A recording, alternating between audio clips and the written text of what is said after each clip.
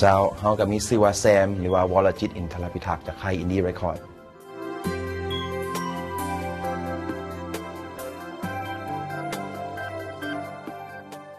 คิดเห็นจังไดเกี่ยวกับรางวัลลาวเอนเตอร์เทนเมนต์อวอร์ดก็คือรู้สึกดีใจหลายที่ว่าได้มีรางวัลที่เป็นทางการมาทางทำอิฐแล้วรู้สึกว่าภูมิใจที่ได้มีส่วนร่วมและก็คิดว่าผมเป็นแต่แซมที่จะภูมิใจเพราะว่ารุ่นน้องหลายคนจะได้มีโอกาสเข้ามาร่วมนี่คือกัน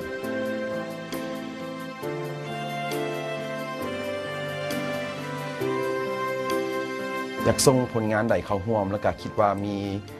จุดเด่นอันใดในผลงานของตัวเองก็คิดว่าอยากส่งผลงานเพลงชื่อว่าฮอตฮอตเจ้าเป็นผลงานเพลงที่ว่าออกมาในปี 2010 แล้วก็เป็นผลงานเพลงที่ว่าแสดง MV ด้วยตนเองเป็นพระเอกข้างทำอิฐก็มีหลายซีนที่ว่าตัวเองภูมิใจแน่แล้วก็ตลกแน่จังซี่เป็นบทบาทอีกอันหนึ่งที่ว่าแสดงออกมาให้ทุกคนที่ว่าได้เคยเห็นผลงานมาก่อนนั้นฮู้ว่ามีอีกบทบาทหนึ่งของแซมที่ว่าบ่แม่นแต่จะเคียมเงียบขรึมแต่ว่าแฮปปี้แล้วก็ดีใจแล้วก็ตลกก็มีคือกันก็เป็นเพลงที่ว่าตัวเองนั้นเซฟดนตรีหมดทุกอันด้วยตนเองกลองก็เซฟเองกีตาร์เบสก็เล่นเองหมดแล้วอยู่ใน MV ก็ยังมีซีนที่ว่าแซมหันลิ้นกลองก็มีแล้วก็มาตัดใส่กันก็ถือว่าเป็นอีกบทบาทหนึ่งที่ว่าเสนอให้คนเห็นว่าแซมนั้นบ่แม่นแต่ห้องเพลงได้สามารถเล่นกีตาร์แล้วก็เล่นเบสเล่นกีตาร์เล่นกลองได้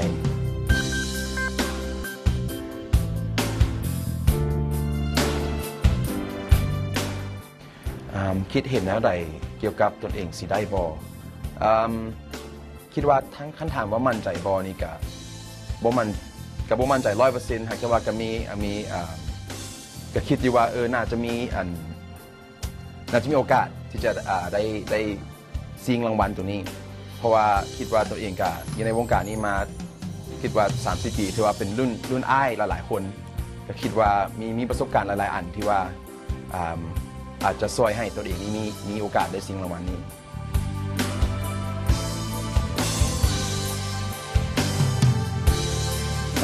ถ้าหากว่าตัวเองบ่ได้รางวัลนี้จะรู้สึกแนวใดก็จะรู้สึกเสียใจน้อยนึงหากแต่ว่าก็บ่แม่นสิ่งที่ว่าจะเฮ็ดให้เฮาเสียกำลังใจในการเฮ็ดเวียกของเฮาในวงการตัวนี้นะเพราะว่าเฮ็ดย้อนว่าความรักในดนตรีความรักที่ว่าเฮาอยากสร้างสรรค์ดนตรีอยากสร้างสรรค์สิ่งใหม่ๆให้ทุกคนได้เห็นนะบ่แม่นว่าเฮาจะมีแต่ท่าเอาสิ่งตอบแทนมันสิ่งตอบแทนนั้นเฮาได้อยู่แล้วก็คือว่าเวลาเฮาเฮ็ดนั้นเฮารู้สึกดีใจอันนั้นคือสิ่งตอบแทนที่สำคัญที่สุดและมื้อนี้เฮาก็ได้มาฟังคำคิดคำเห็นของศิลปินท่านนี้กันไปแล้วมื้ออื่นและมื้อต่อๆไปเฮาจะมาฟังมารับรู้คำคิดเห็นของท่านอื่นๆกัน